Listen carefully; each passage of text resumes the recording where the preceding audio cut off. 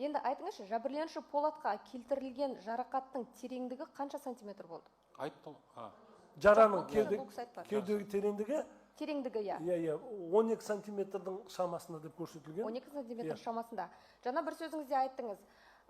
Жарақаттың тереңдігі, жарақат келтірген заттан тереңірек болуы мүмкін дедіңіз, иә? Сонда соққының күші қандай болу керек?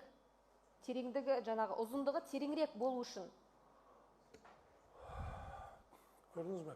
Бұл жерде егерде пышақтың ұзындығы жараның тереңгіден азырақ болса, бұл тек қана сол пышақты дарукаятке дейді ғой, ұстауына дейін толық кіріп кеткен пышақ.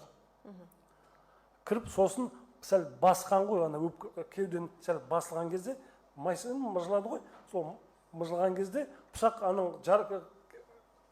жарақат сәл ұзынырақ болып кетеді тереңдігі. Сол кезде егерде пышақ жартысына кірсе, әлбетте ол тереңдігі пышақтың несін аз болады.